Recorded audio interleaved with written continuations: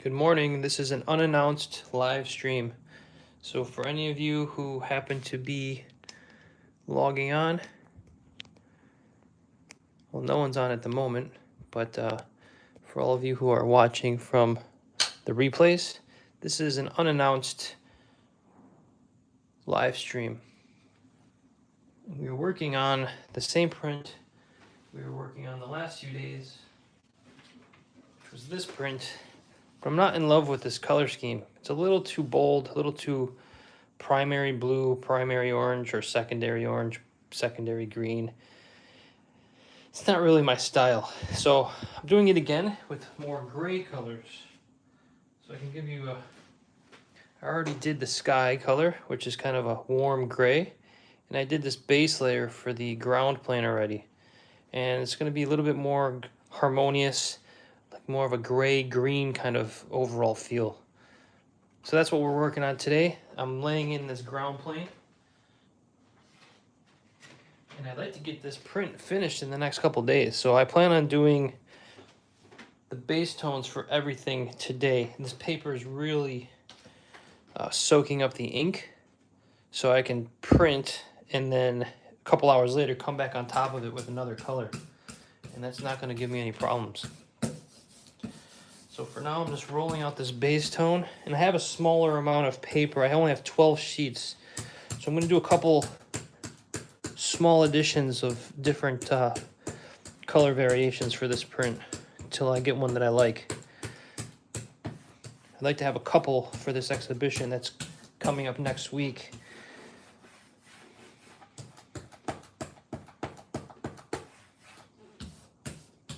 So again, this is an unannounced live stream, so I'm not sure if anyone will be able to make it, but I'm starting early today. I was started at 8 o'clock this morning.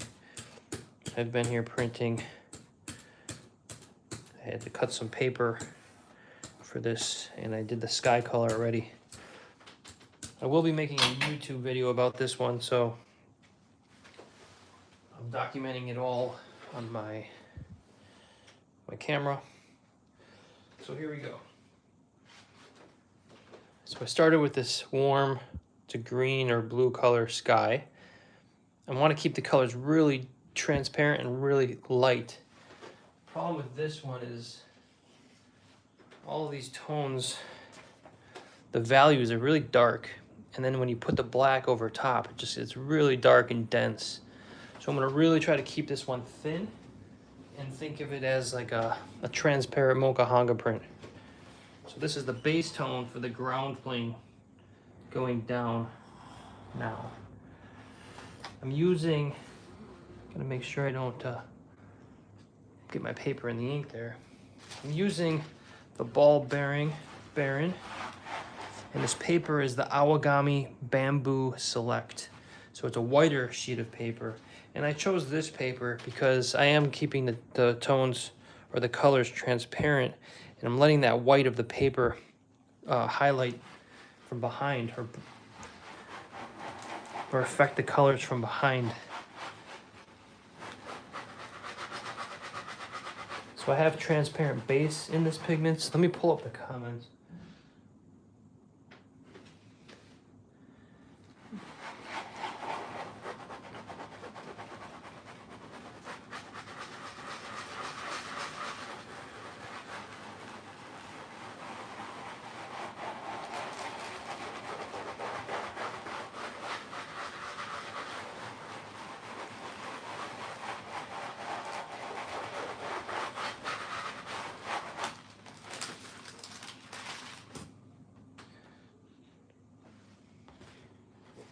So this is a thicker paper, but it's really nice at getting the details. You can see the grain of the wood in here. It's really nice. And so at the horizon here, this is the part we'll see. So it's slightly darker than the horizon line. And this will be a nice base tone to do a gradation right on top of it. I'm trying to keep these colors harmonious, meaning they're all colors that live in the same family. So an overall kind of gray, green. There will be a warmer section up here where that pine straw is, and a warmer section for the tree limbs and the tree trunk.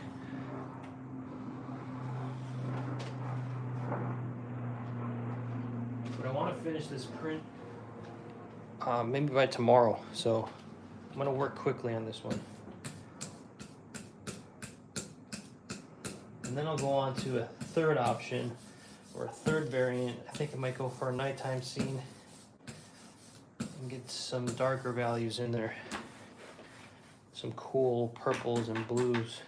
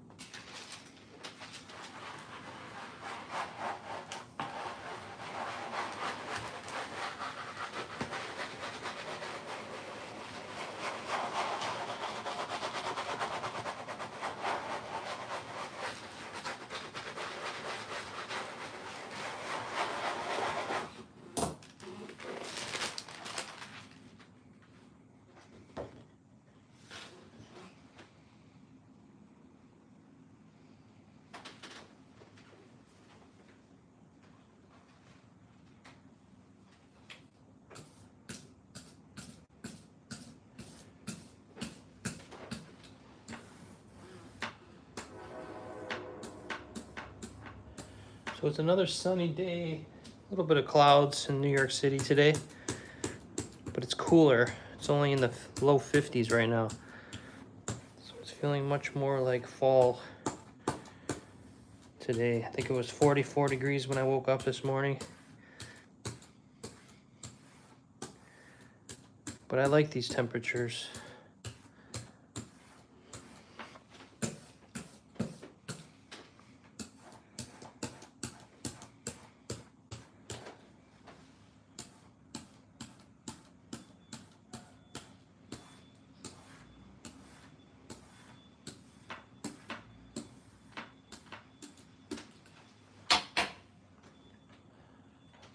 Clean this up a little here so my paper doesn't dip into that. So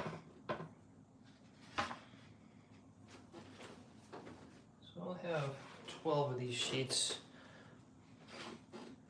You can really see the warmth, the way the transparent opaque color over this white, it really glows a little bit there.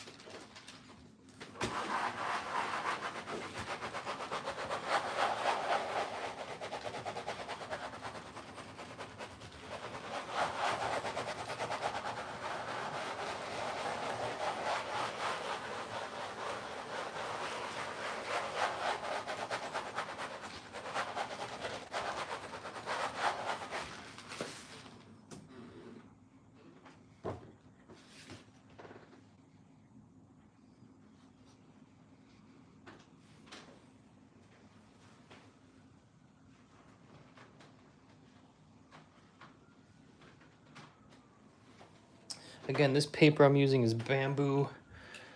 It's Awagami Bamboo Select. It's much thicker than the other paper. It's more like a traditional cotton paper for Western printmaking. So it will absorb the oil much faster, and you can get more impressions on it. It's just a little more sturdy. It's more like a cardstock kind of paper. I have a piece here.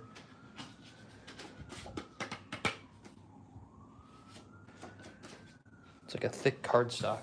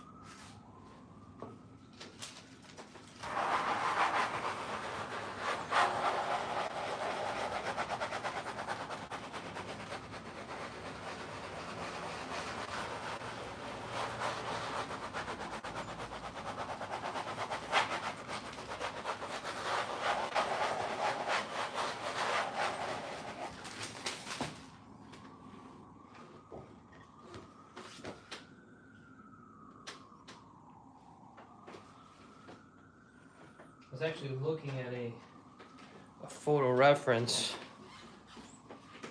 for the color scheme. Kind of was looking at a painting that I saw last week at the Met that inspired me.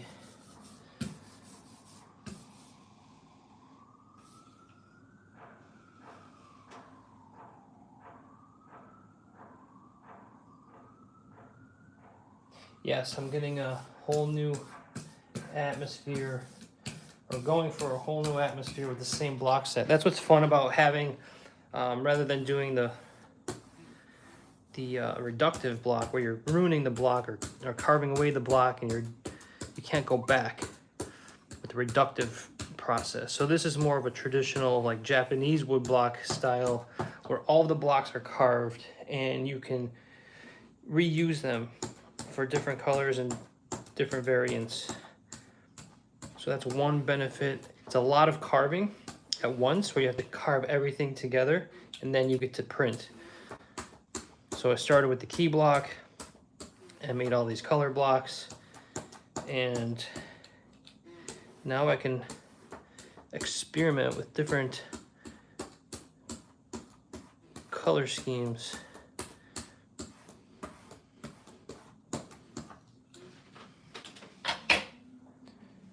I think this one's going to be nice. The other one was kind of, it's just a little bit too, the colors are just a little bit too primary. They're not very realistic. So the painting I was referencing is by, let me just get the title. Maybe you guys can Google search it. It's at the Met. His last name is Twachman. Hold on.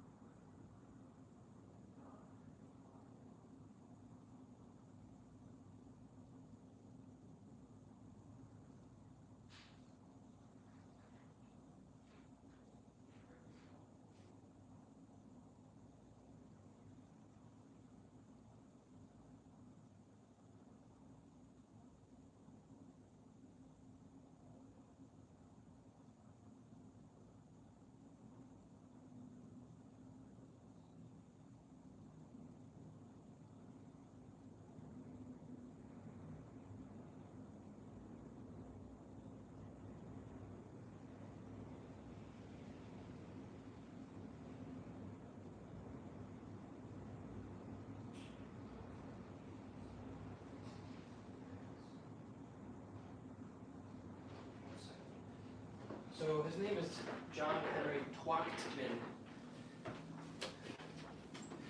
This is his name here.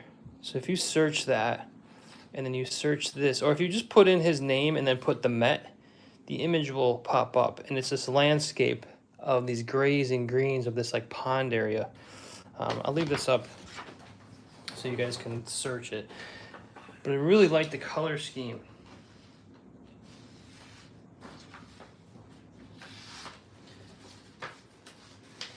I'll leave that here for you if you want to check it out. Yeah, try to pull up that image and just look at the color scheme that he has in this painting.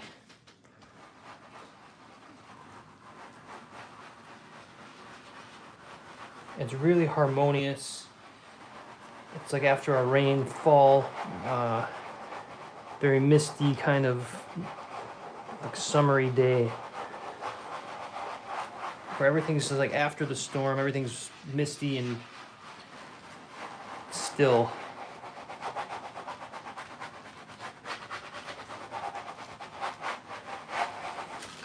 And if you haven't already, when you visit the Met's website and you click on these images, I need a little bit more pressure on the edge there. I'm going to put it back down.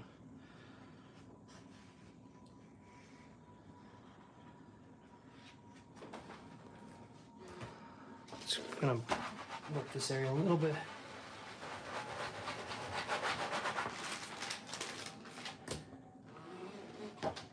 That's better. So what I did is I'll probably include this in the YouTube video. So I took a photo of this, which is just the key lines. I brought that into Photoshop. I grabbed just all the black, so all the outlines. I grabbed that as a layer, and then I put that on just a white background.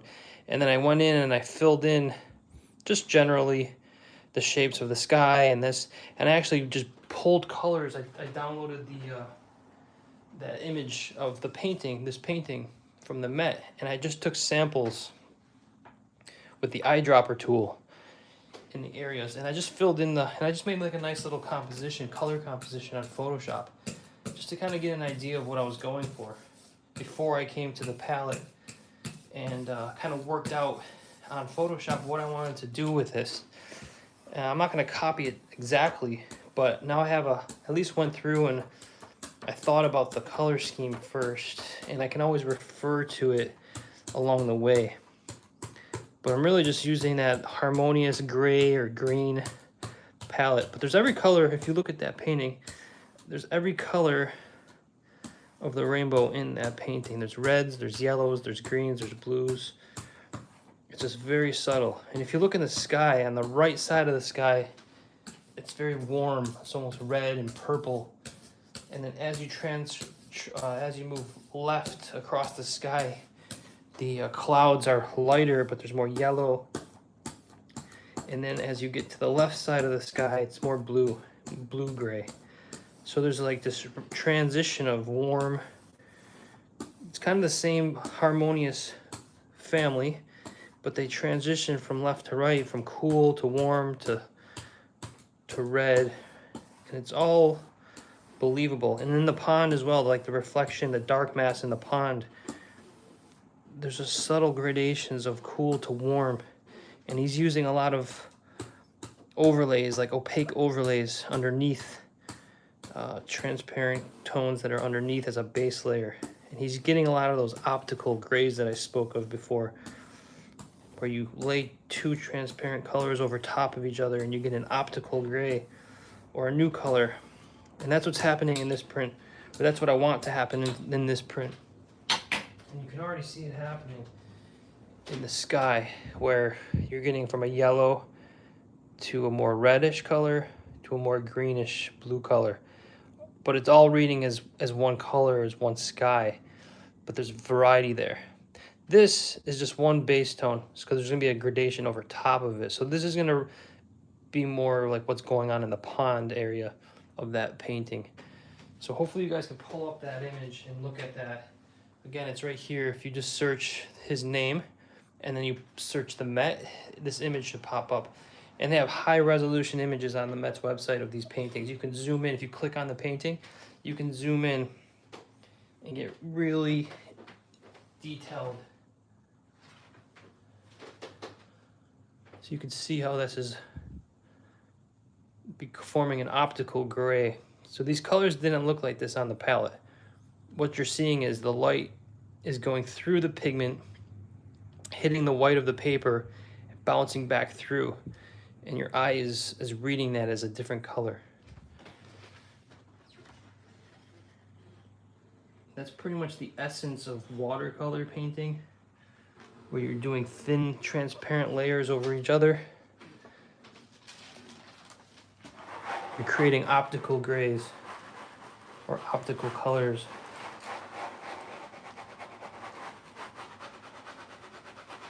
I think that's what's happening, at least in my mind.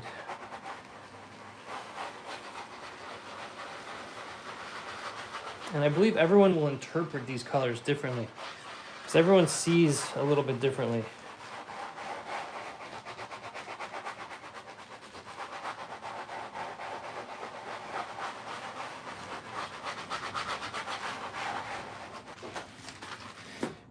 I don't know if any of you watch baseball, but I tried watching the World Series last night, and I got to the 10th inning and I had to go to sleep.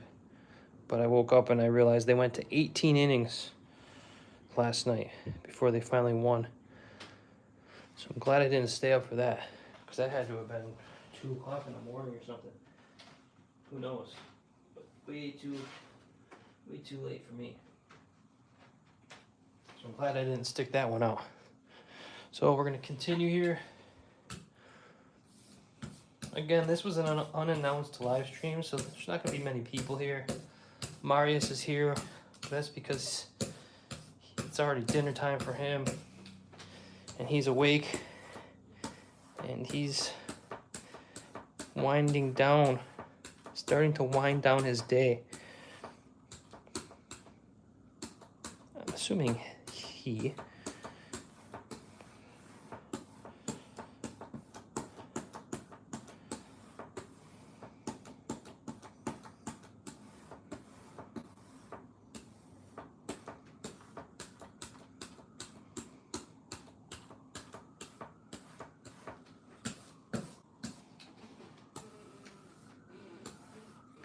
Pam's not on here yet. She probably doesn't know that I'm doing this, so she's gonna be upset with me because I didn't tell her ahead of time. She'll have to watch the replay. But who knows? There's still time. She might come in late. So I got 3 more to go. 3, 4 more to go. And then I'm gonna go right on to the next. Hello, Matt. I'm gonna go right on to the next color. Or just keep doing it on the stream for a little while.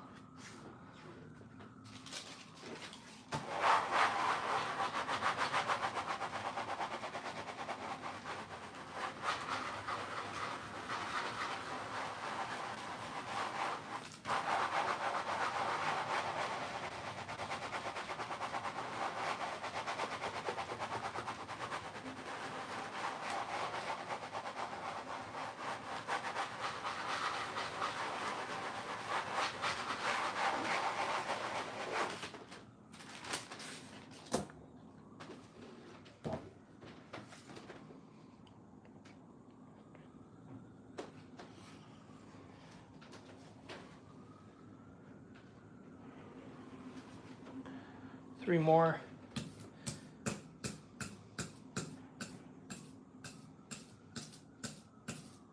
Hopefully I have enough ink here. I think I'll just have enough.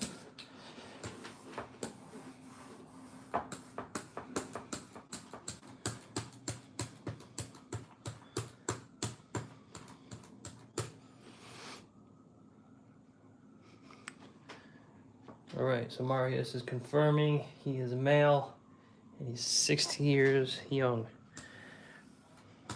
Thanks for sharing that with us.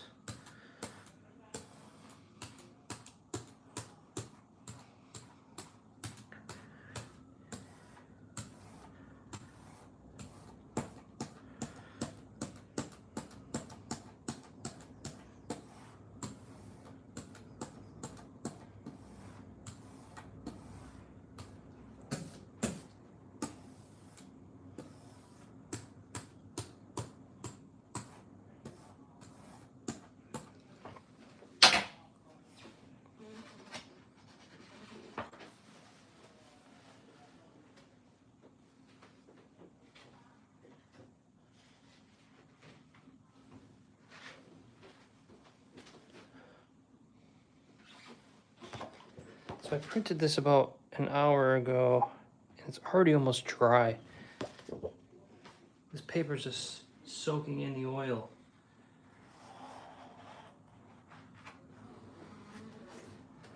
So if any of you are using those Akua inks or those vegetable oil-based inks, where you require the paper to soak the ink into the paper to dry, this would be a good paper for you. This is the Awagami Bamboo Select. There's no sizing, I believe, in it, just pure fibers.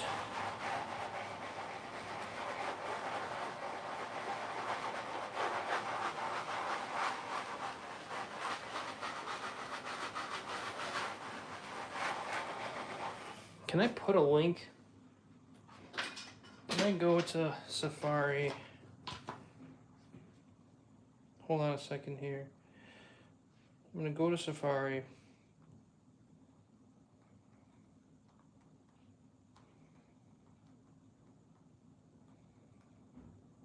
Yep.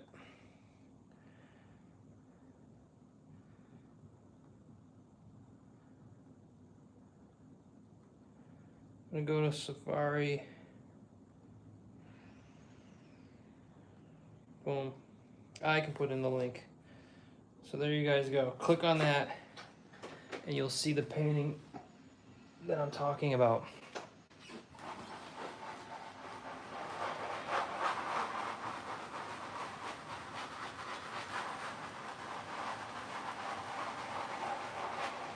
It's a beautiful painting. It's actually really big too. It's like 4 by 5 feet or something like that. I was surprised at how large it was. It looked like a little like landscape painting that he did on his easel. But then when you walk into the room, it's like centered on the wall and it's like huge, like 4 by 6 feet or something.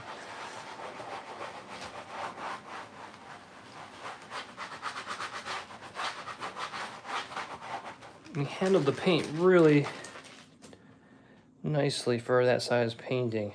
Very smooth application, no brush strokes really, just very smooth, very similar to printmaking.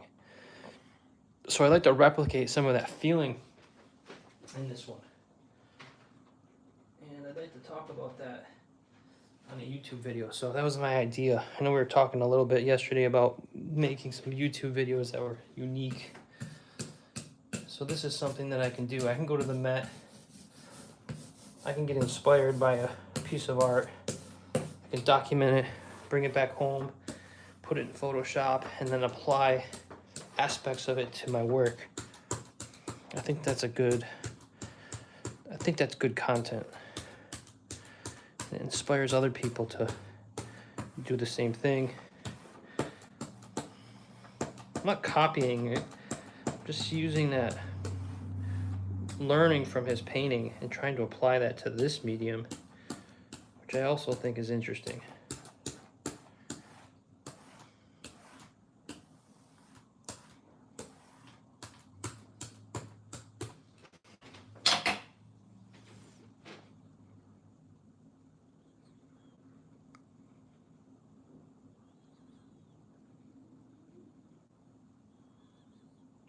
Yeah, Remember the Carver.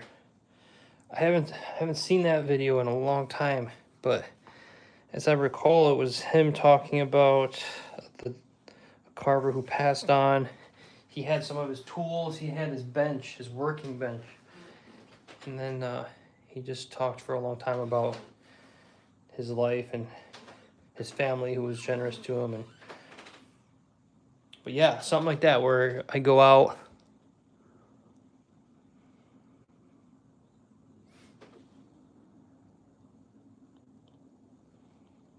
Yeah, go out and paint and then come back and make a print from it. Or just go out and just sketch an idea. I could sketch even directly onto a piece of linoleum with like marker and pencil and marker. Do it on site. Come back to the studio, print or carve and print from it. I think that would be really cool. It would bring in like a different, like a new element to my videos. I could get in front of the camera a little. I could get a little bit more personal. I can get a lot of B-roll. You know, I could ride my bike to locations and get some B-roll of me riding a bike, setting up, talking to the camera directly, coming back to the studio. Yeah, that would make a really great video. I've been wanting to do that for a long time, actually. Something like that. So is it Mata or just Matt? So that's a good suggestion. Thank you very much.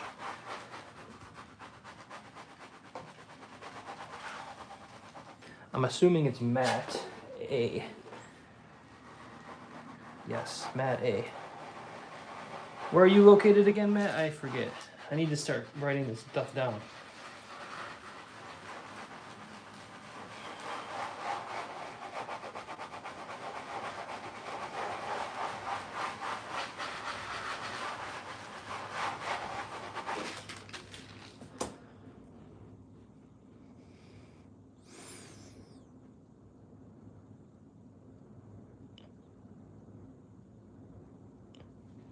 Tennessee, all right. Yeah, the Met is an amazing place. I was actually interviewing there the last couple of weeks. I'm still waiting to hear back from them. I need some more ink, some little bit more pressure. I'm running out of ink here. I'm just gonna add a little bit more ink to this block here. Just very light with whatever's on the roller here, especially up here. I'm just gonna kind of fade it down just a little bit. It just needs a little bit more. I didn't mix enough ink for this block. Make sure my paper doesn't touch that roller.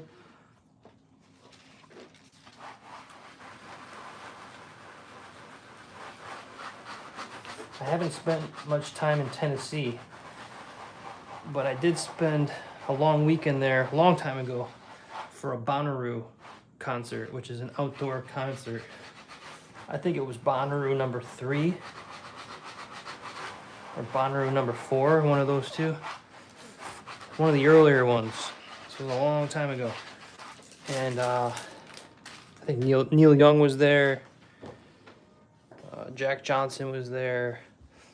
Those are just a few that I remember. I think it was Bonnaroo number 3. And man, the ground was so soft. It was like you'd be walking along and then you would just like fall in a hole. They just got lots of rain and the ground was like jello. It was really crazy. Cars were getting stuck. It felt like almost like a Woodstock event. You know, Woodstock from the 70s or whatever. And man, I lost my watch. I fell in a hole. I lost my shoe. This was after a night concert. And you have to walk all the way from the parking lot. It's just like on this large property. And you have to walk all the way from, you have to walk like 2 miles just to get to the stages sometimes because the parking lot's huge. And then we were leaving the concert and I stepped in this mud hole and I pulled my leg out, my shoe was gone. So then I had to reach in this hole like up to my shoulder and I had like 30 people around me chanting me on, cheering me on. And then I pulled out my shoe and everyone was like, yeah. And they were so excited for me because I got my shoe from that hole. It was like quicksand. But then I realized I lost my watch. As I putting up my shoe, I looked down and my watch was gone. So I dug out like a $50 pair of crappy shoe. And I lost like a $200 watch. But the shoe was definitely more important at that time. It was all about survival. I needed those shoes. It would have been a long walk back barefoot.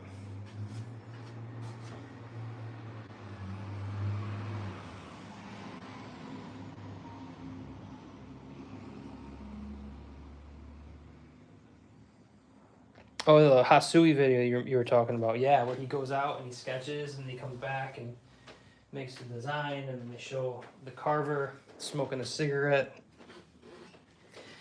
carving, and then it goes to the printer. Yes. Yes. I like that. It's a classic video or movie or documentary or whatever it is.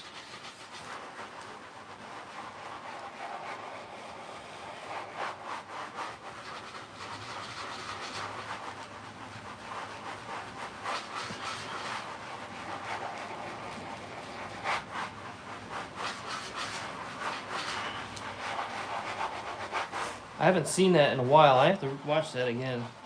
I know it's on YouTube.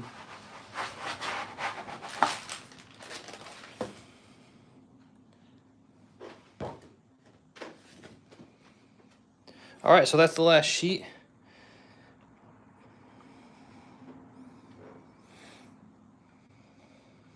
So I'm gonna move right on to the next color.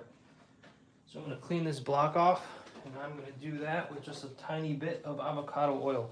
That's what I've been using. I've got this little can of avocado spray, and I just put a couple drops in here.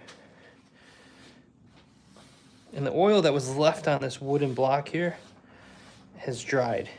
So it's pretty much permanent now underneath. So it makes this surface easy to clean. So this was the original color I used way back when. I actually used this color. I was making another print with this color, and I transferred the shape, a piece of transfer paper. If anyone remembers that, I transferred with the oil onto the back of this block, I believe. Yeah, it's to the back of this block. That's what this shape is.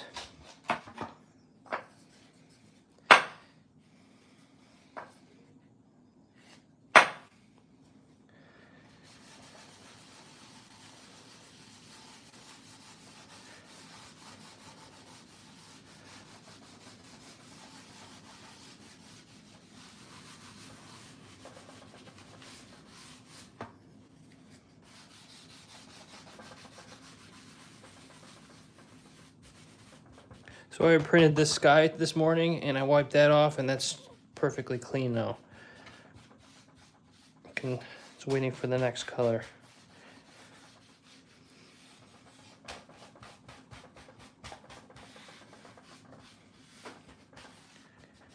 Yeah, storytelling. If Dave Bull is good at anything, it's storytelling. That's for sure. He's got a lot of experience in life. He has a lot of stories that can be told. So let's move on to this next little piece here, which is going to be this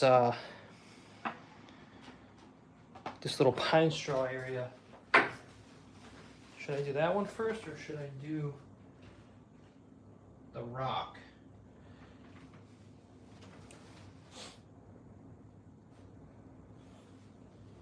I'm trying to think which will be best to do. The rock will involve another gradation, which the rock block is here.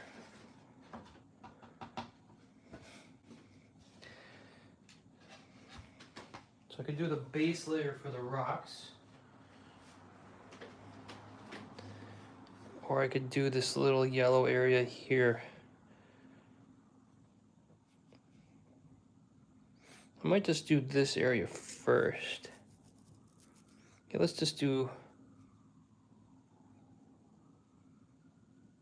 I also have the tree limbs. Those can go on top, I believe. Let's look at the print. Yeah, I think they're all separate, so it doesn't matter too much. Maybe I'll do this yellow from this pine straw. Just gonna move this down. It doesn't matter what the order is here. So I'm looking at this. I'm looking at this painting. I guess I could pull it up here too. Looking at this painting as reference.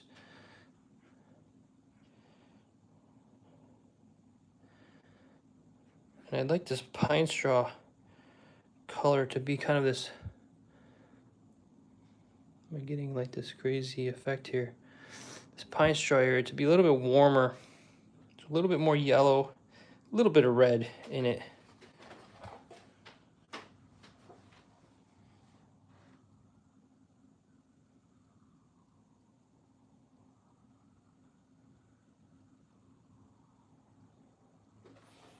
So I'm gonna go back to my palette for a moment. I'm gonna use this color. I'm just gonna grab all this color that I have here. I'm just gonna make a pile of it because I'm gonna just keep using this. I'm just gonna keep using that, and it creates a color harmony. Clean this up a little here. Can you see that? Yes. Move the camera like this a little bit from here while we're mixing these colors. So I have a palette here with some pigments already on it. So I'm gonna need a little bit more transparent base, which is right here.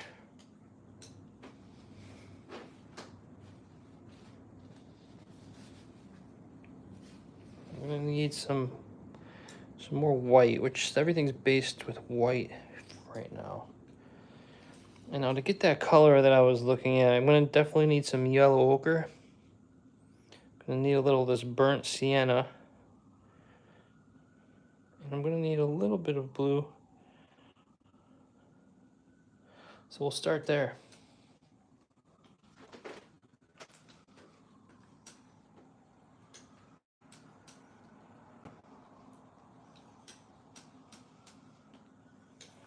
And now in the last print, I made a gradation. I don't know if I need it. See, I went from a darker orange to a lighter orange. I guess it's nice to have a little bit of a gradation, but I don't think I need it. I think I'm just gonna keep this one flat. We're going with very flat tones on this one.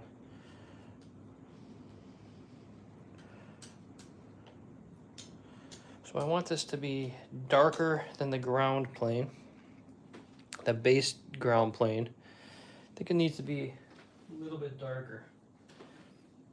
So I'm gonna need more ink altogether. So I'm just gonna scoop up some more white, scoop up some of this transparent base. It's actually a small area, so I probably don't need that much. I'm just gonna add a little more red, a little more yellow, and a touch of blue, touch of this green too. Let's see what that gives us here.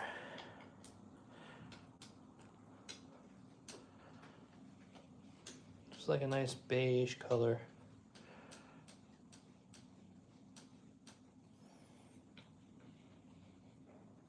Now if I pull up that image that I'm looking at, that painting image, it's kind of in that same family of that beige, yellow, green. I'm actually gonna put a little green in this. I kind of want to keep the overall feel of this green color in this painting, or in this picture. So I'm adding a little bit of green to everything.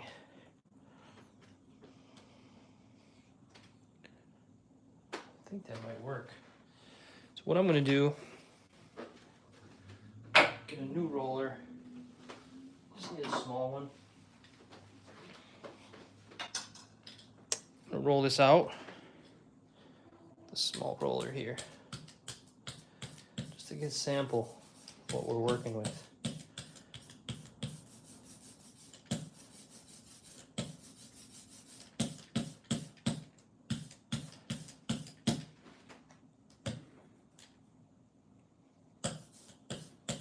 Put it on the actual, this is the actual paper I'm using. Oh, you can't see that, but I just rolled out two little sample pieces. Let's just zoom out a little.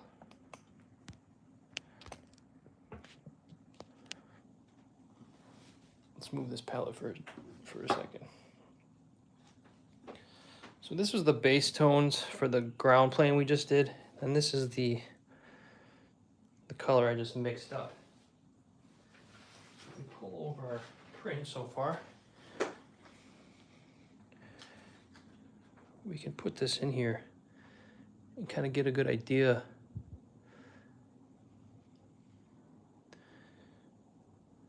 if we like the color or not. I think it's a good value, but it's a little intense.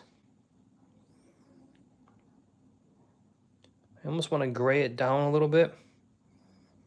I think I'm going to gray it down a little bit by you adding my palette here. I'm going to add a very small amount of black, a little bit more blue.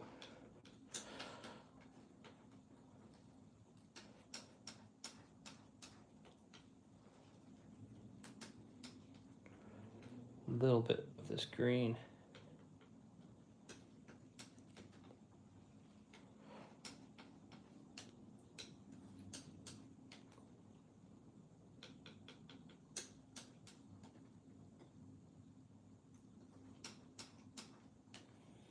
It's not going to make tons of a difference, but it'll make a little bit.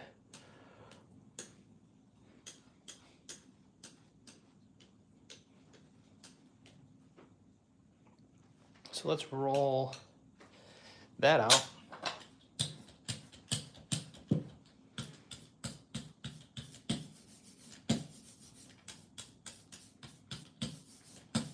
see what the difference is.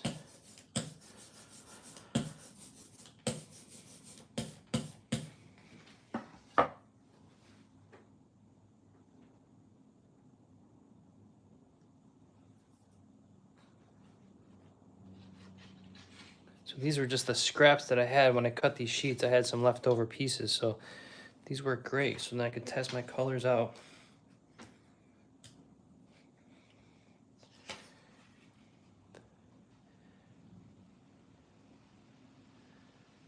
It's subtle, it's subtle. It's a little bit more of a green, a little bit more gray.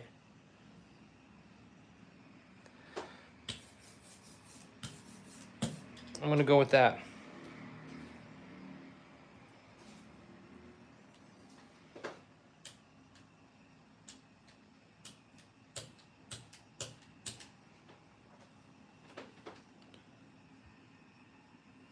Yeah, I'm gonna go with that for now.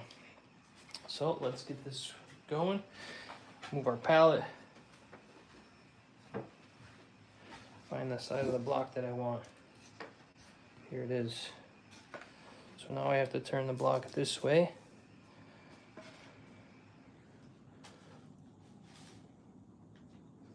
Like so.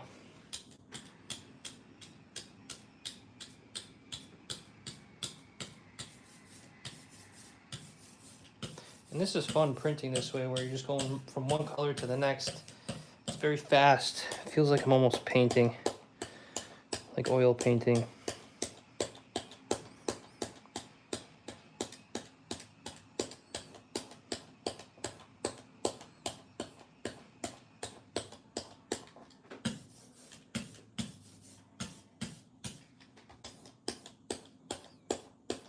So color harmony is our goal.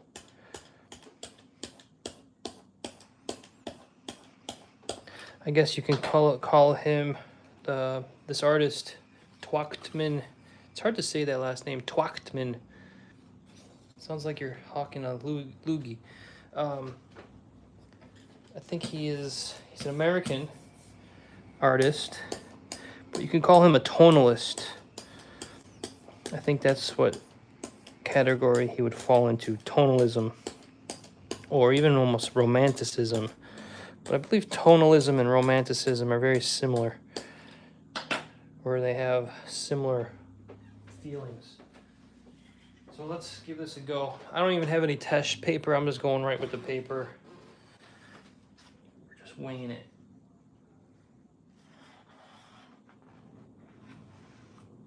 This is a smaller area, so I'm going to use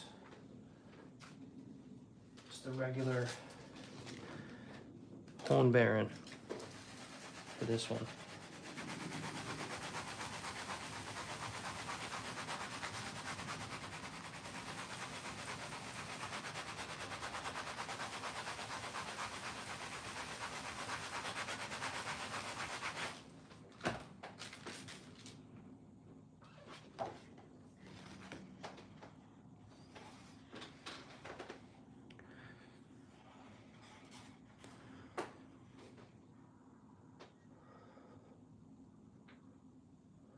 I think that's a good value.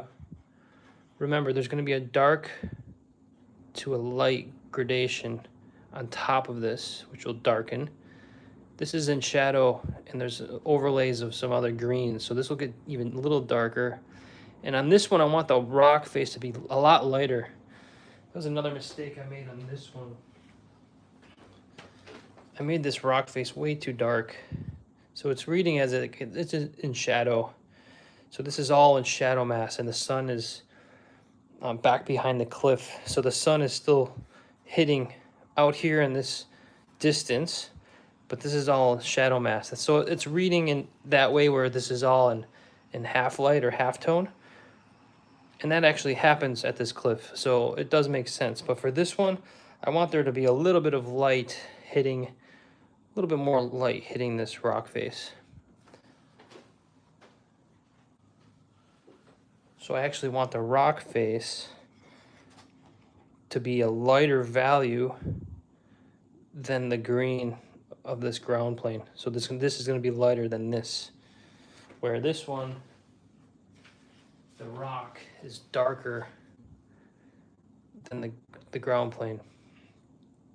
So I want to switch that on this one. And I think that'll read better compositionally. So that color is great for me. I'm happy with that. So we'll just keep on going. I have enough ink here this time. So we have 6 people here. Again, this was an unannounced live stream, so I don't know who's here. But getting close to the time that I normally live stream, which is noon. So we might get some people coming in late here.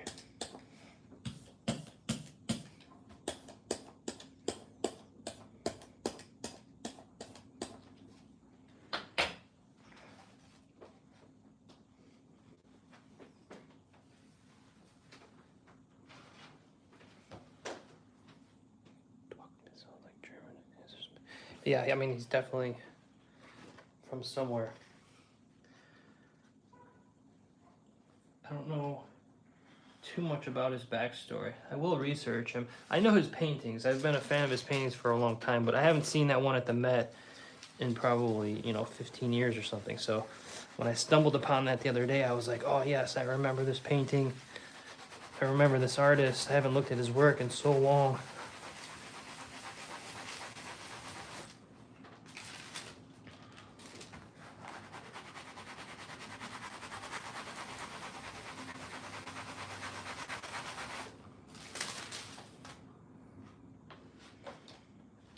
But it spoke to me. I'm liking this paper. It's starting to look like almost like a desert scene. It'll change. I'm gonna get some rich greens in here in the foreground of the trees. Some brighter greens.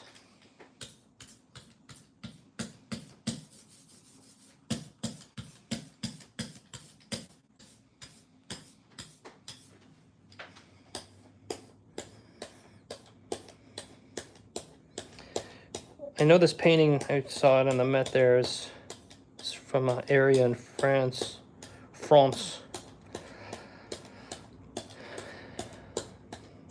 think that painting was done in real life, like in plein air. But I might be wrong. I'd have to look there. Let's read the description so we can be better informed here. Poetic landscape painters of his day. So he studied in France. So yeah, this was developed from outdoor painting. So he brought this back to the studio and painted from some smaller on-site paintings.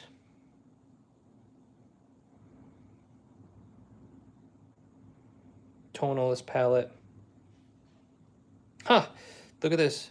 Its formal design, tonalist palette, and overall aesthetic mood recall Japanese woodblock prints, as well as the evocative paintings of James McNeill Whistler, both formative influences on Twachtman. So, wow, even the Met said that this looks like a Japanese woodblock print. The aesthetic of a Japanese woodblock print. That's super cool. I never knew that. See, I should have read this before I presented it to you. But now we have something we can talk about in our YouTube video. So this has been great, guys. Appreciate you guys being here and sharing this with me. This is why I love doing prints and learning about art. It's just so exciting for me. So there's a piece of garbage on my block.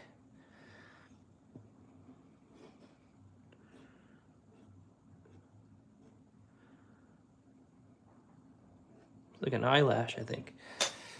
So we get everything on these surfaces. Flies, sometimes in the summer you'll get little flies in there. A little bit of everything. Right. It would be cool to try to, I wonder if that is in public domain. that image.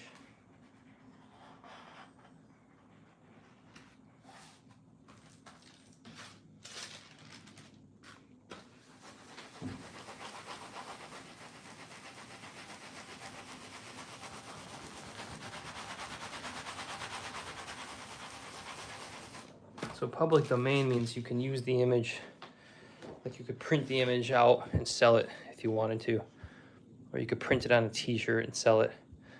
That's pretty much, you could use it for, I could use it in a video and not get a copyright hit.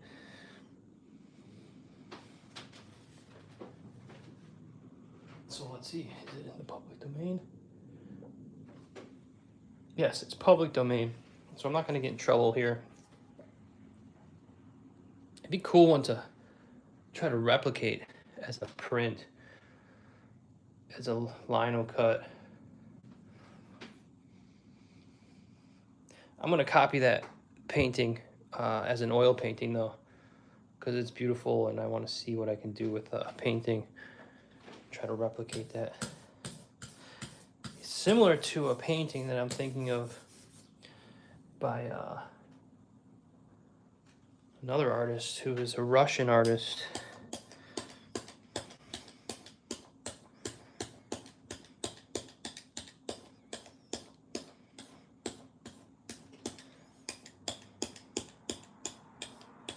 And his name at the moment, I'm not quite remembering it. He's one of the well-known Russian landscape painters. It'll come to me.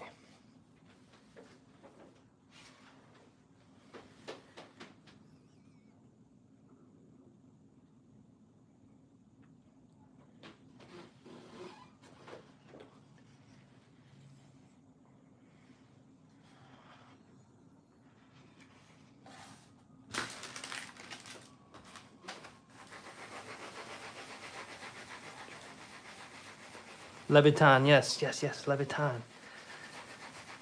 His paintings are amazing too. There's a painting that I really like of his that I actually copied a couple months back. It's right here in my studio. And he has some paintings that are very tonalist. Let me get this painting, I'll find it for you.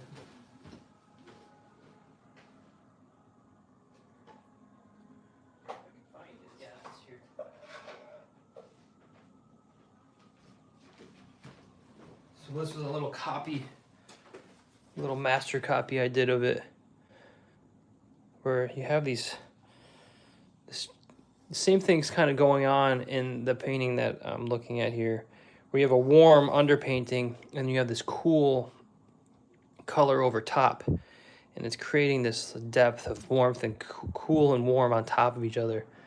Same thing in the water, there's some cools over warms, and if you can control that, you know, you can get some really interesting feeling and depth. But this is a Levitan, but it has that same feeling that I'm going for. Here's a little painting I started. This was just my own painting, but this kind of is the same feeling that I was going for as the Twachtman painting, Watchman. I never finished this. This was just like the block in. These are on these cool little panels. They're aluminum. This is the company Mako. This is a titanium oil ground, but it's aluminum. And then this one has just got oil ground right on top of it. Same thing with this one. Yeah, this is oil ground. They're nice little panels. They're sturdy. They're rigid. And they're great little archival panels.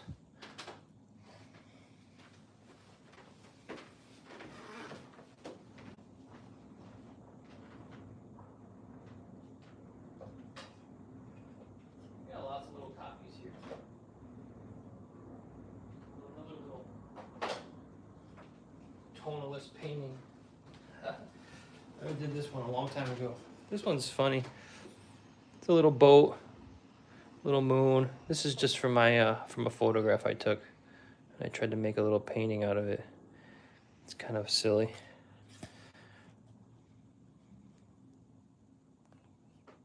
compositionally, this boat and this dock are kind of strange together. So yeah, I guess I like tonalism. All right, let's get back to work here.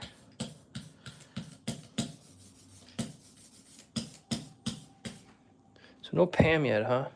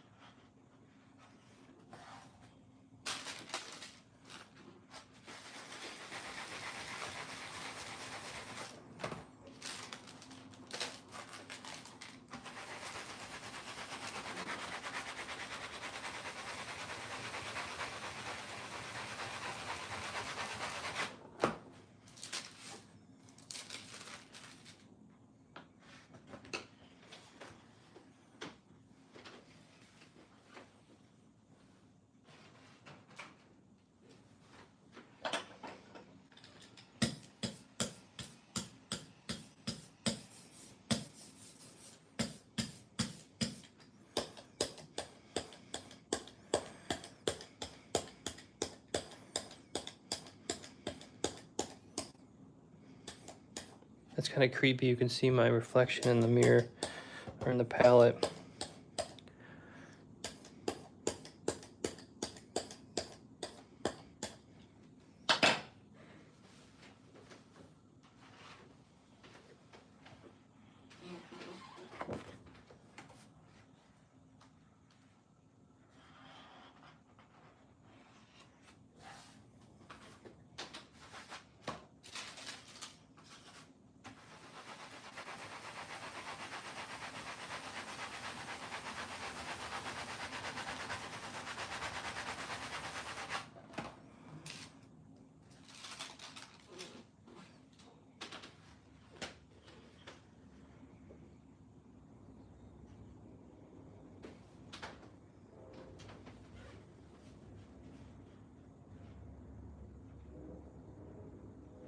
You know, Whistler was inspired by the Japanese woodblock prints as well.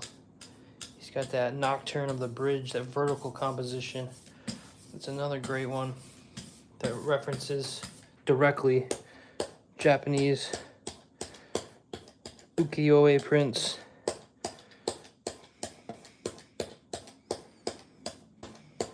So many artists were influenced by the Japanese woodblock prints. Van Gogh, Impressionism came right directly from it as well.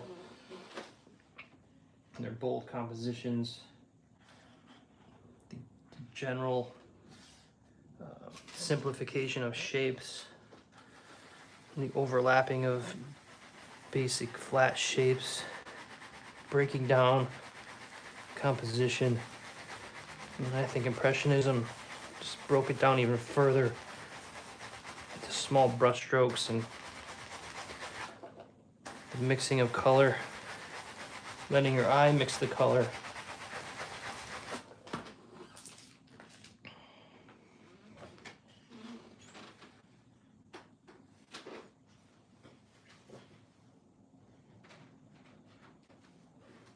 Van Gogh even has some Japanese prints. I think they're hanging on the wall of some of his interior scenes.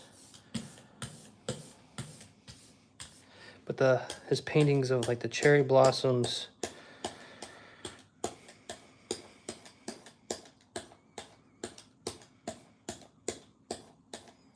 they all directly reference ukiyo-e.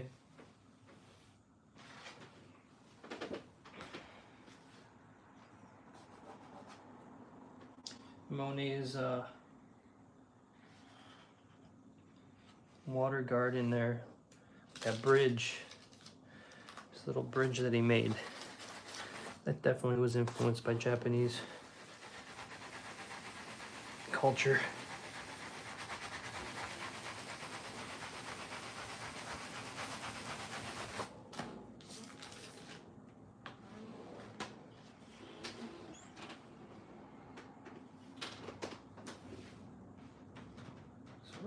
along here. My goal is to get the base tone of everything down, and if it's dry enough, I'm just gonna keep on going.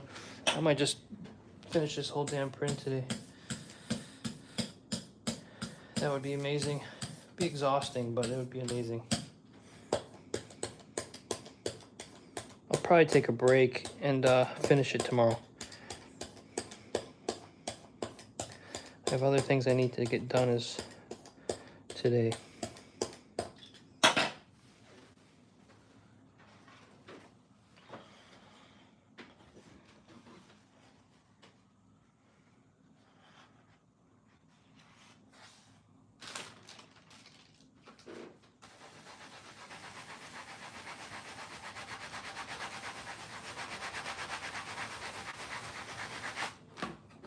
I'll be looking at some reference for the next color scheme, which is going to be evening scene. I'll be looking at some Hasui prints, some Hasui moonlight prints.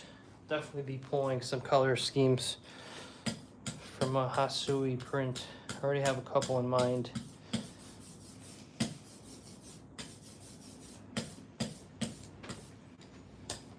And a lot of those evening Hasui prints, I would say they're tonalism as well. A lot of his prints, I would say you can classify as tonalism. Especially those snow scenes.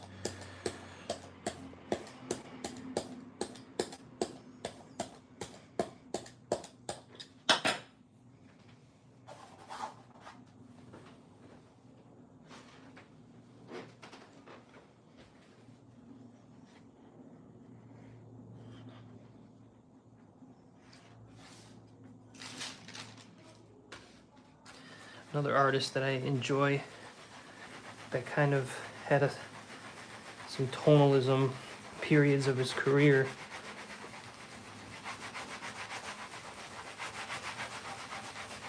is George Innes. He kind of came out of the Hudson River School, but later on. He lived in New Jersey. He did a lot of paintings that were more tonalistic, like warm wooded scenes with sunsets and using limited palettes. He's one of my favorite painters. George Innes, I-N-N-E-S-S. Saw a couple of his paintings at the Met last week.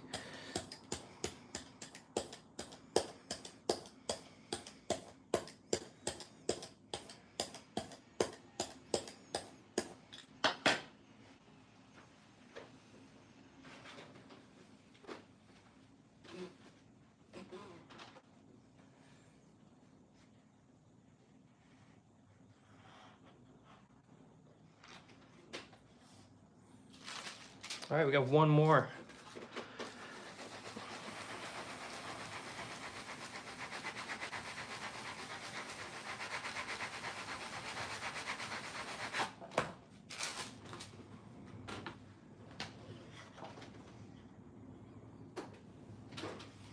I have to figure out what I want to do with this rock color next.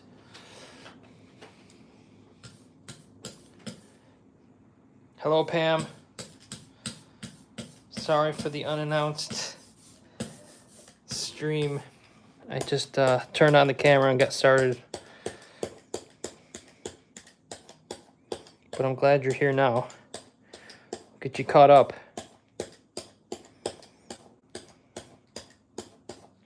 I'm printing another color scheme for our print that we just made. So I already did the sky, did the flat tone for the base of the ground plane, and now I'm doing this little pine straw area, the top of the cliff area. And if you go up in the comments, I linked a painting that I was looking at for reference, for color reference for this one.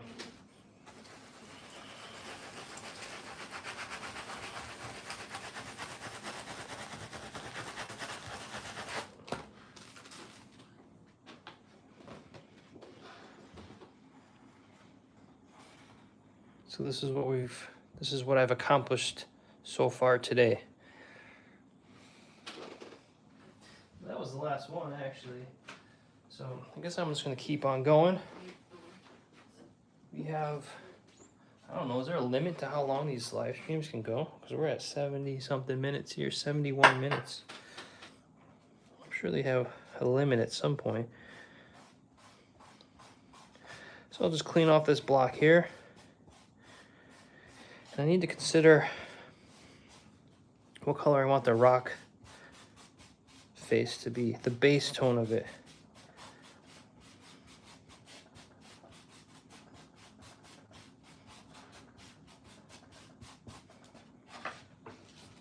So that is this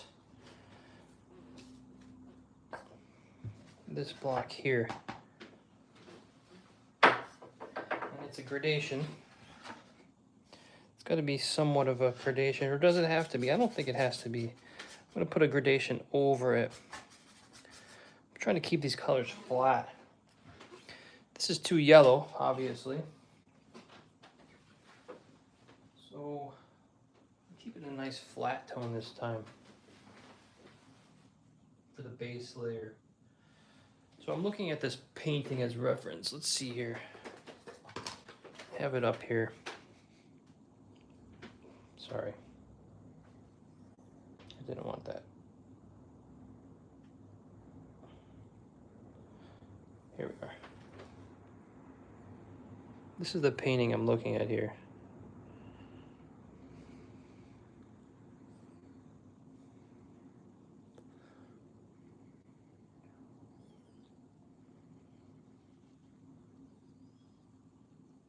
So I'm looking at this color down here. It's a cool color. So it's a little bit blue almost. So if we look at our print, that's what we have so far.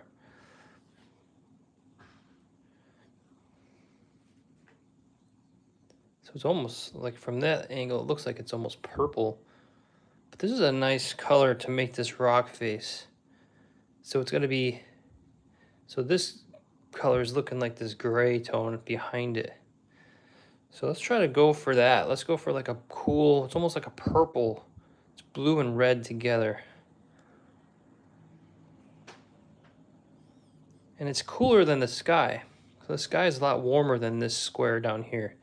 So you could see the sky here is pretty warm. So from here to here, that's what we're going for. So let's mix up something that's cool. In between a blue and a purple. It's gonna have a lot of white in it.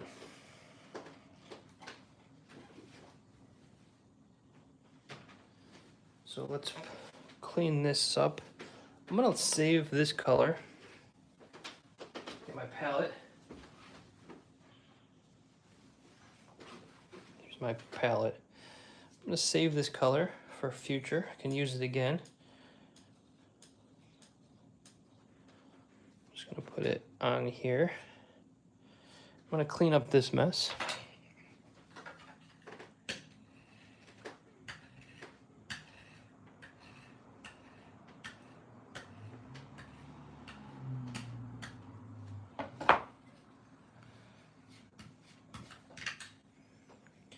And then I'm going to need more white.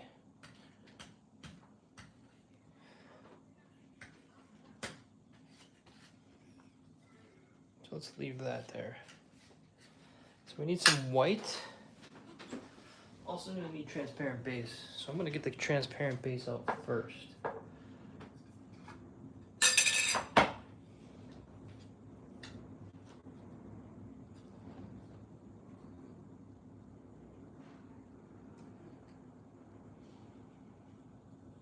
This stuff is messy.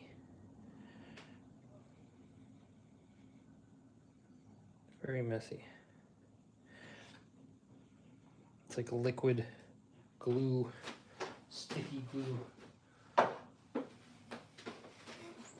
All right, now we need some white, which I'm using some titanium white. So I can put this transparent base, a little bit of it up there. Take some here. Add it here. I'm gonna make this just a flat color this time. Get some white. There we go. Need to make enough to get 12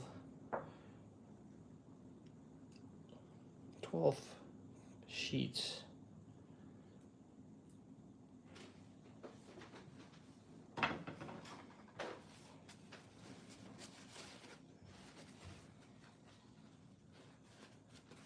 All right, so let's mix into this white. First, I'm just gonna mix this transparent base into it.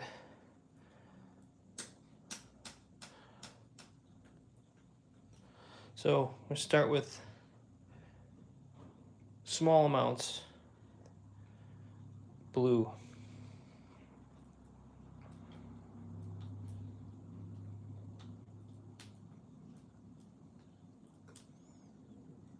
This is burnt sienna.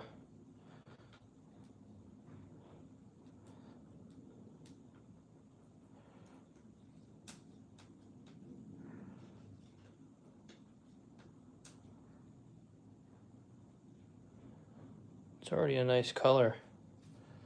Let's see what it looks like.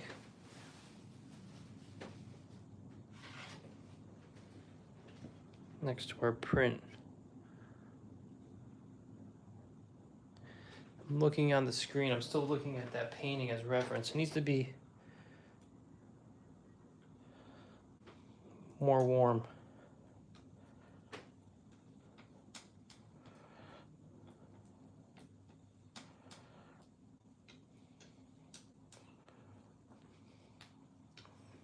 So it's not really a color, it's in between blue and purple, or in between blue and red. So it's really in between cool and warm. It's kind of, it's a neutral, it's a gray.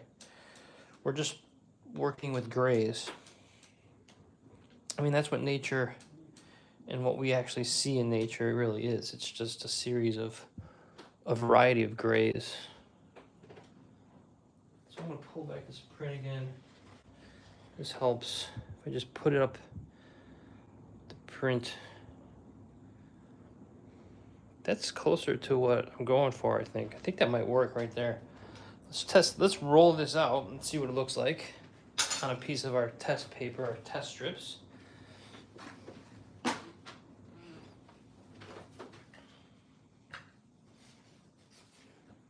So I need another roller, something that's clean. I have to clean a roller real quick, so just bear with me for a second. This is how I do it. I just rub it on the palette here.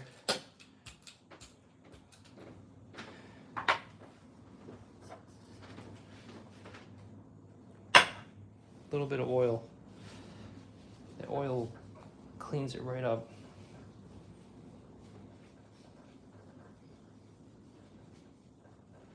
There's still some oil on the palette, so I just keep rolling it.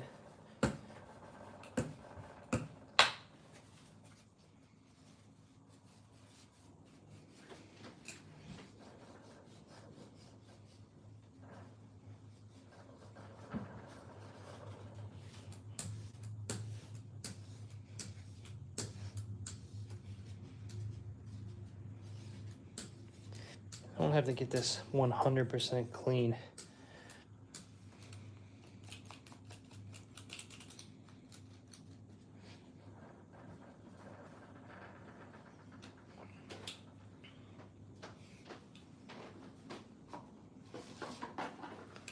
Let's see.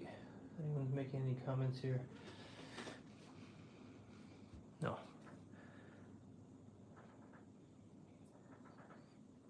I'm just cleaning up the...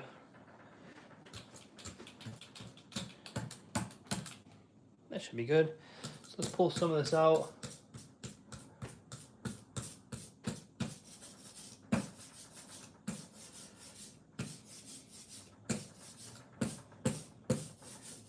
It's very close to the white of the paper, I think.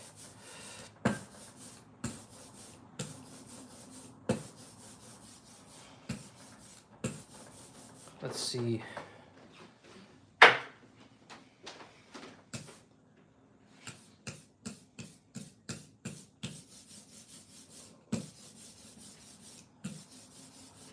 So we have these little strips. These are the cutoffs from the paper that I'm using.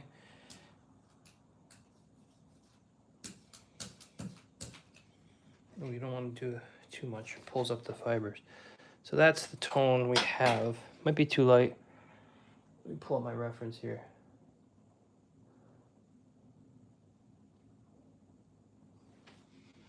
Yeah, it's got to be a little, maybe a little more blue, a little more red.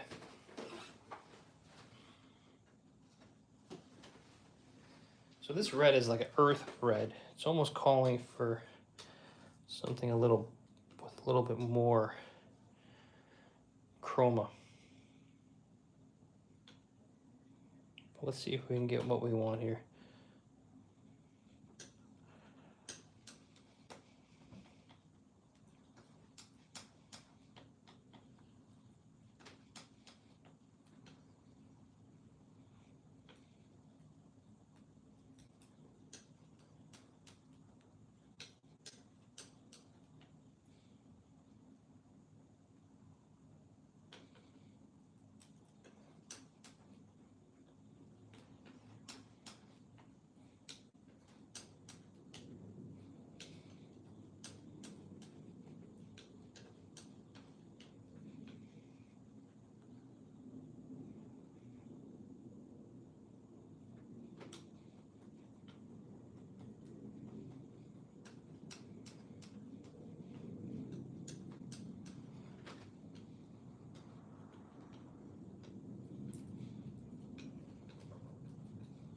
Let's see what that does.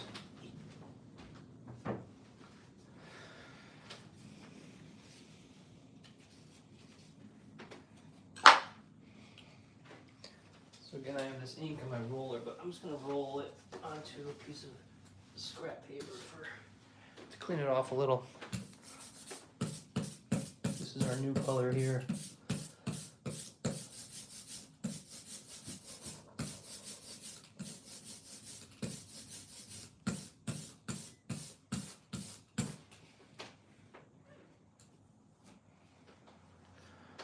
That's our new color.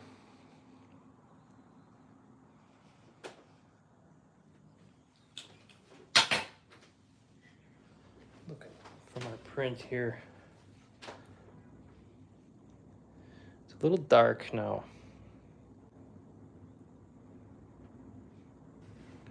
It's a little dark.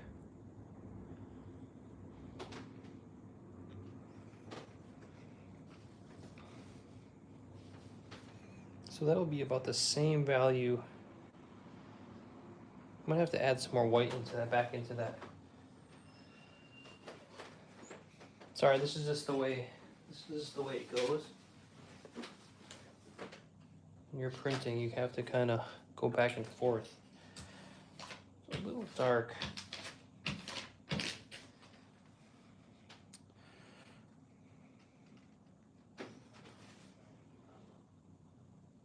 I'm just gonna add a little bit of white back into it.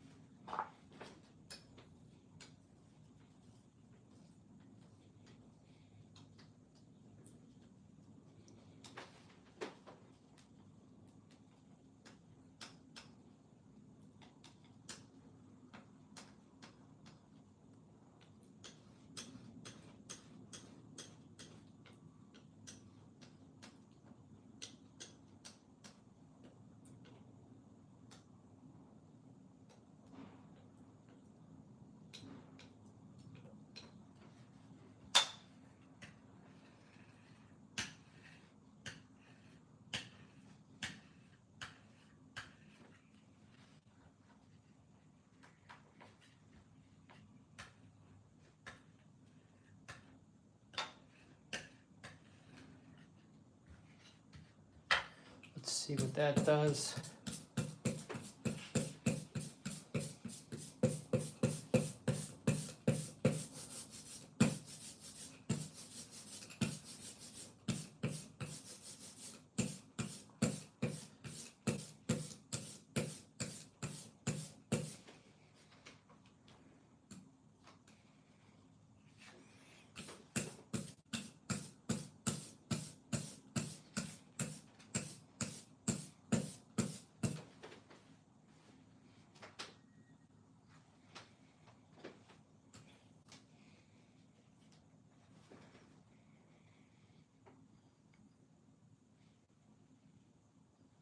Well,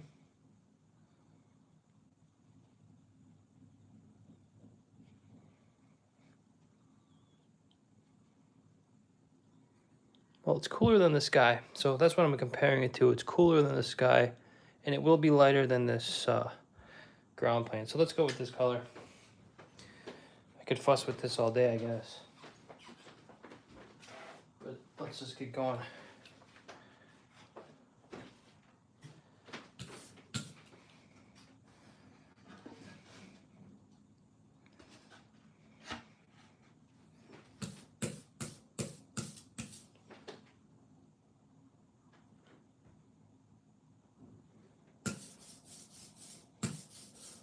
So this is the longest stream ever. I think this is the 35th stream or something like that. 35. We're celebrating 35 live streams today. I don't know if this will be enough ink for this whole block, but let's see.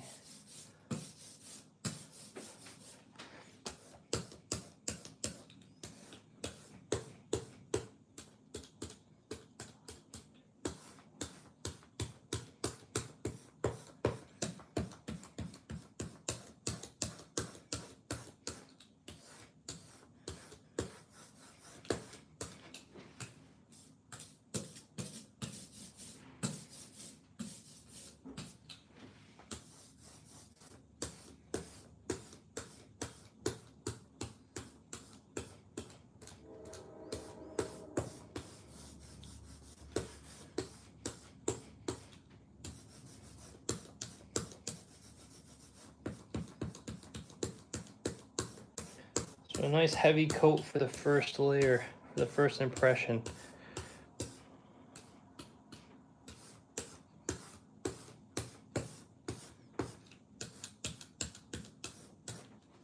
All right, let's see what happens. This will actually cover almost the whole base layer except for the trees there, the tree trunks and limbs.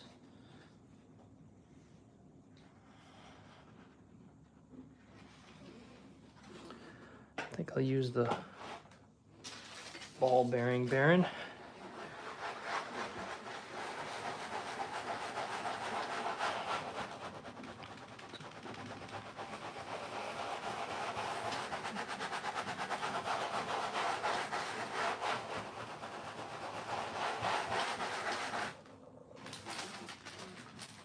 See what this looks like. Very nice. Nice, cool rock face. And it's subtle, but there is a gradation that goes over top of it and then the key block. So 2 more colors over that. So I want to really keep these colors light and transparent. So I don't know, guys, what do you think? It's working out so far? And there'll be a gradation at this ground plane from a darker to a lighter towards this horizon. So that'll even make this pop more. Yeah, I think we're good here. I think that's a good color. So I'll just keep moving with that. Keep moving forward.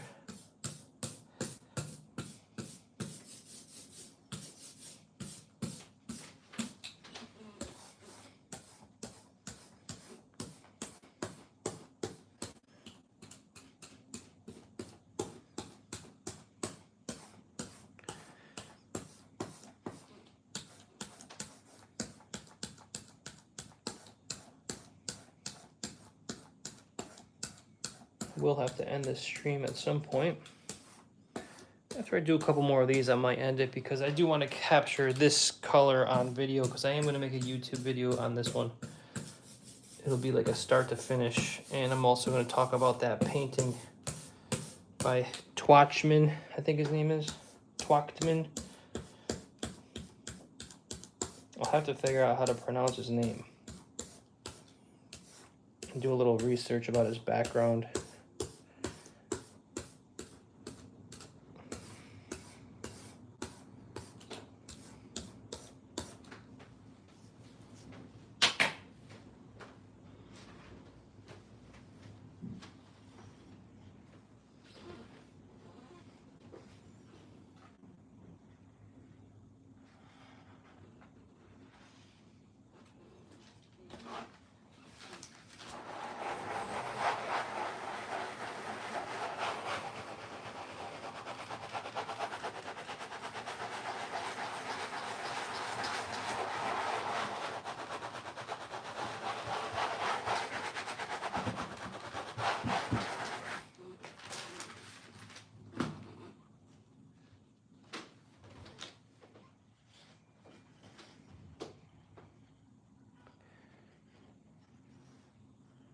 It's very subtle color adjustments.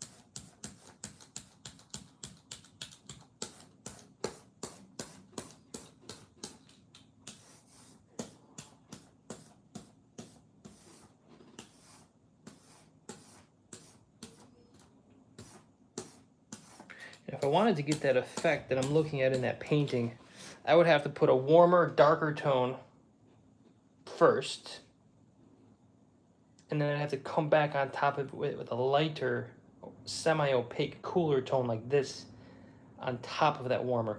And then you would get that cool, warm combination that's reading in the painting. That would be the way to actually get it done properly. So the base tone would be a warmer, darker tone, reddish, with a lighter, cooler on top. That's where you get that optical gray. You get the warm and cool working on top of each other.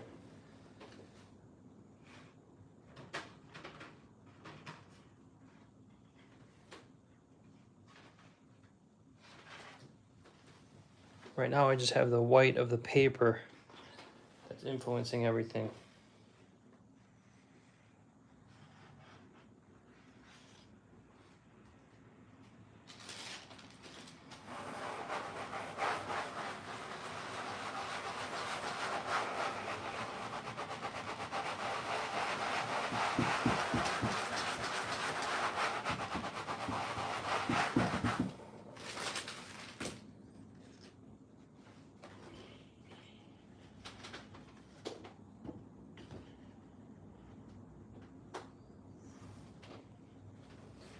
We are moving along. It's fun to work this way. Just working fast.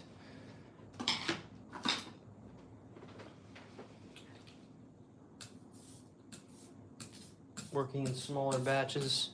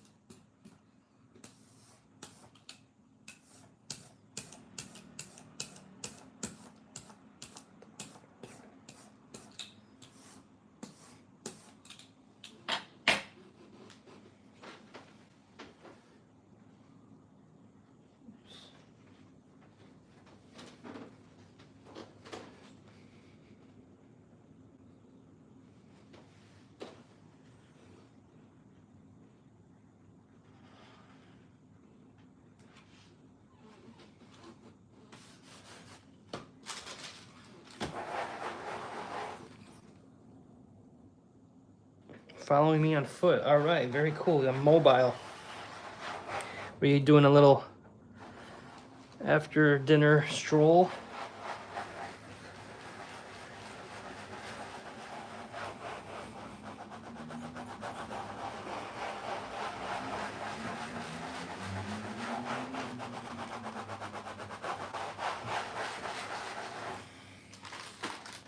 What do they call that? Constitutional?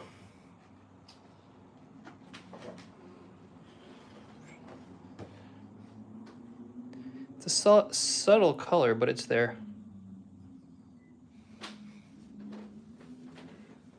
So you have to imagine this is what's going to be printed over top of it. So I'm really liking these subtle gray variations with this black over top of it. And when I print it, it's not going to be as dark. I'm going to do lighter gray to keep it more subtle. So I could take a picture of this as it is and then impose this black in Photoshop to see where it's headed. I might do that.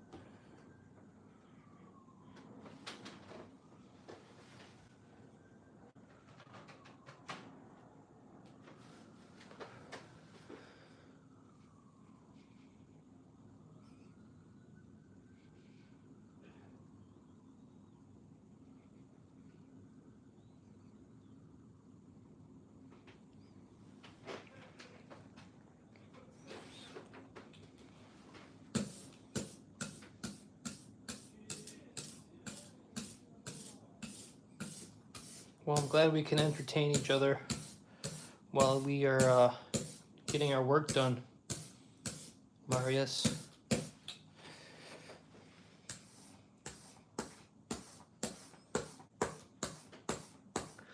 Speaking of dinner, I'm getting kind of hungry.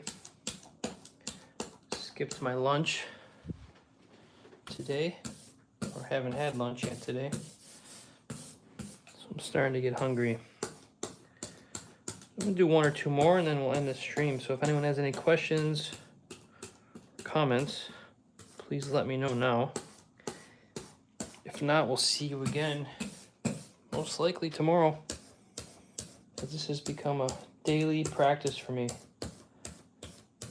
I'm learning a lot about myself, I think, by doing these live streams and having a few small group of people that are following along. I really appreciate that.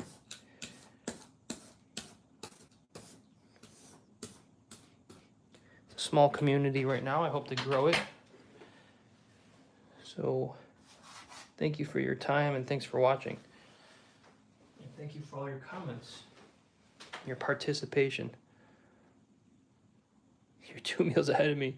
Yeah.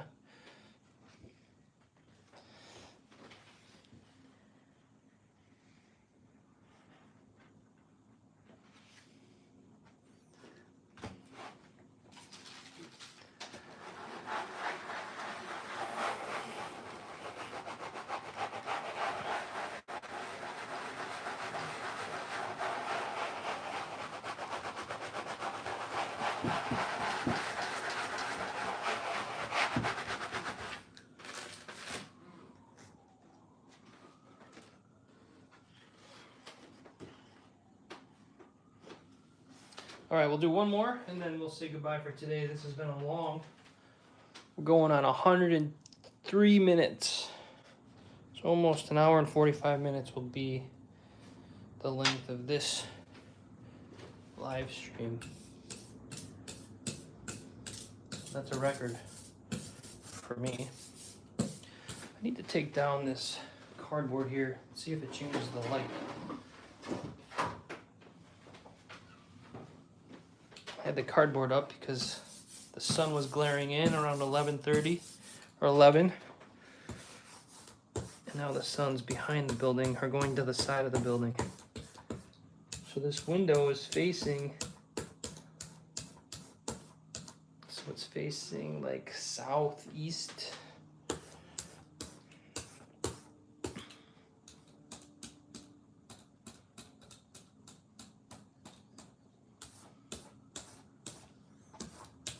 Because Manhattan's on an angle, slight angle.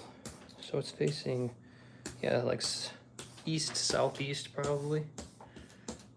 Something like that.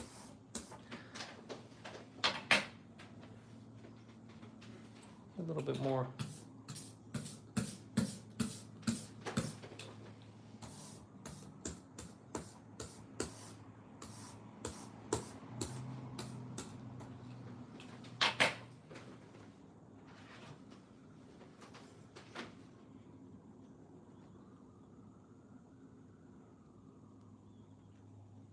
Thank you. Have a nice day. Enjoy your, or have a nice evening. See you tomorrow, hopefully.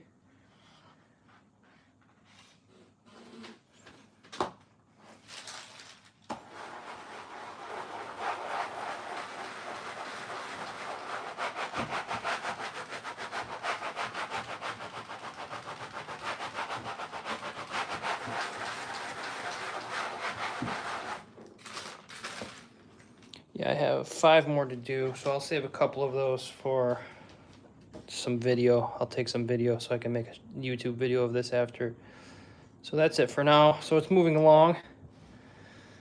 It's been fun doing this long stream, sharing with you some of these reference paintings that are inspiring me to make different compositions. So here's what will be printed over top of it. And I think it's going to work out nicely. So there will be some darker greens coming up. And there'll be a darker gray, cooler gray in here. And then the key block. So we're moving along. So thanks for watching. We'll see you next time. Probably tomorrow at the same time. Probably 11:30 or something like that.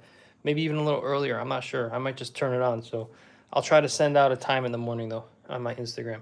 Thank you. Good night, everyone.